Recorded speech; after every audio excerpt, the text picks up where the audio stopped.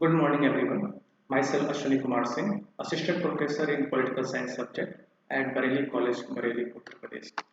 Today, I am going to discuss topic One Nation, One Election. The very first thing that comes in our mind, why we are discussing this topic. Actually, recently on 2nd September, the central government had notified a 8-member committee headed by former President of India, Ramnath Kovind, to make recommendations regarding one nation, one election, keeping in view the existing framework under the Constitution of India and other statutory provisions. The central government have also called a special session of parliament from September 18 to 22, in which it is speculated there may be some bill regarding it. This is the reason why we are discussing this topic. Now, what it means, what we understand by one nation, one election. The idea of one nation, one election is about structuring the Indian election cycle in a manner such that elections to the Lok Sabha and state assemblies are synchronized together. Now, why there is need to change the existing system? As we all know, demand for a new system grows up when existing system is unable to fulfill some of our requirements or there were some negative impacts of it. As of now, elections to Lok Sabha and state assemblies are not synchronized. It means they were held at different time. A general criticism regarding this existing system is election expenses, political corruptions, and hurdles created in development process by model code of conduct. Now here it is noteworthy to mention a discussion paper co-authored by Vivek Devroy, a former member of Niti Aayog. He had noted in his discussion paper that there has not been a single year without an elections to either a state assembly or Lok Sabha or both in over 30 years. Now we can understand the kind of disruptions created by existing election system, but still which system is better is a matter of debate. There were some positives and negatives of both the system. Now, is this system of one nation, one election is new to India? No, this is not new. Notably, till 1967, the country held simultaneous elections for state assemblies and the Lok Sabha. However, in 1968 and 1969, some legislative assemblies were dissolved, and in 1970, the Lok Sabha was dissolved, leading to a change in the electoral schedules. This means it is not a new in our country. In the beginning, after independence, we had followed it.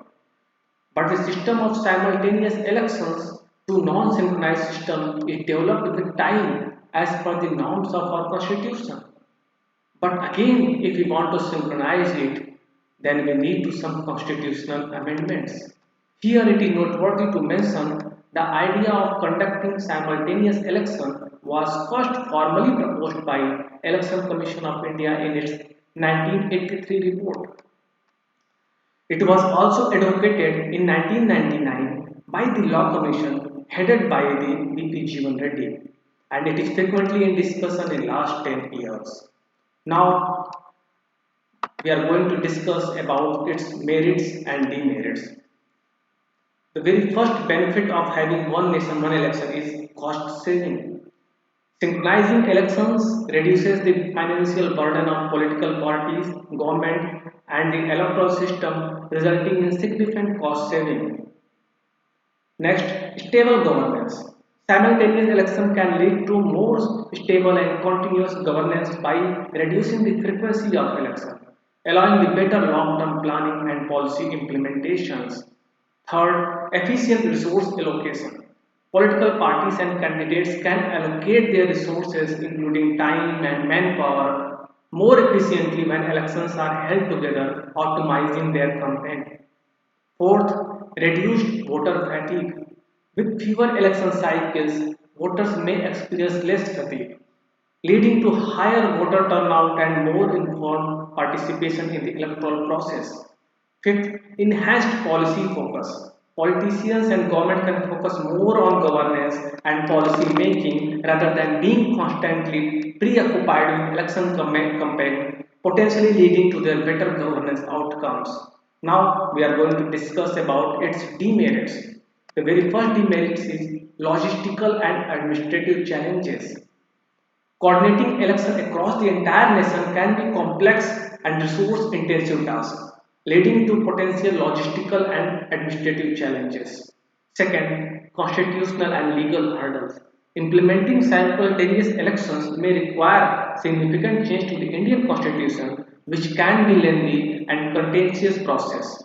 Third, impact on regional parties. Smaller original parties may feel disadvantaged in a synchronized election cycle as they may not have the resources or visibility to compete at the national level. Fourth, reduced accountability. Longer election cycles may reduce the frequency at which voters can hold the government accountable for their actions, potentially leading to complacency and among elected representatives.